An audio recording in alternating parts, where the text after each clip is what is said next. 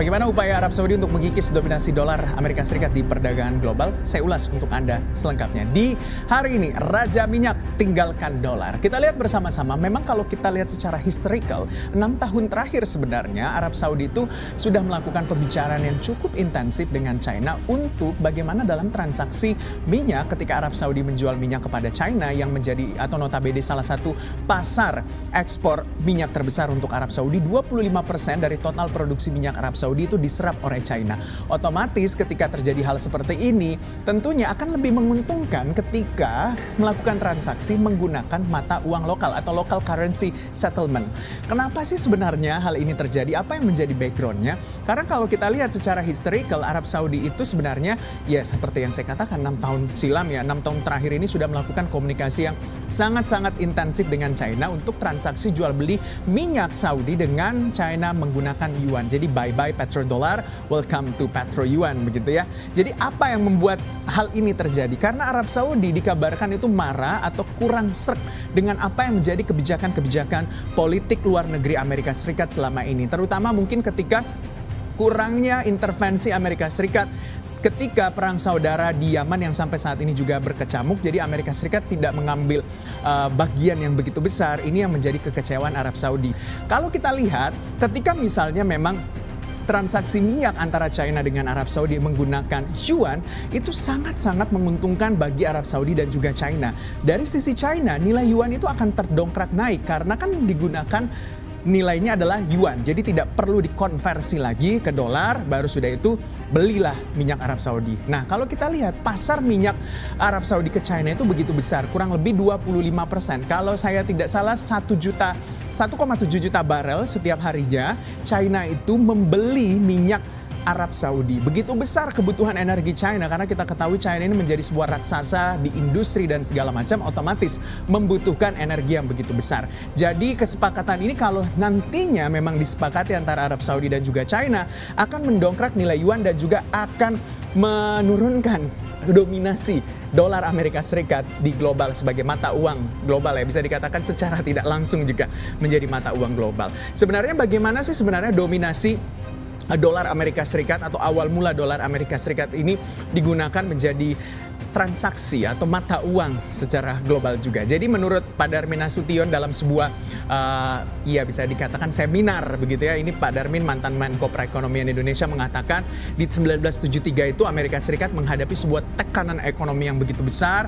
Lalu utusan dari Amerika Serikat yaitu Henry Kissinger diutus untuk menemui Raja Faisal dan juga meminta dukungan supaya siapapun yang membeli minyak harus menggunakan dolar Amerika Serikat. Tentunya tidak serta-merta dukungan ini atau permintaan Amerika Serikat ini langsung di-accept begitu dengan Arab Saudi karena ada berbagai kesepakatan secara politik antara Amerika Serikat dan juga Arab Saudi hingga Arab Saudi akhirnya sepakat untuk kalau orang-orang mau beli minyak nih ke gua gitu kan harus pakai dolar Amerika Serikat. Nah, disitulah kesepakatan ini bermula dan membuat hari ini kalau kita mau membeli begitu ya minyak mentah ya dari Arab Saudi itu harus menggunakan atau dikonversi nilainya ke nilai tukar dolar. Nah, sementara kalau kita lihat upaya penghilangan atau pengurangan dominasi dolar Amerika Serikat secara global atau tidak menggunakan lagi dolar Amerika Serikat untuk melakukan transaksi perdagangan secara global sudah mulai dilakukan. Ketika kita melihat bahwa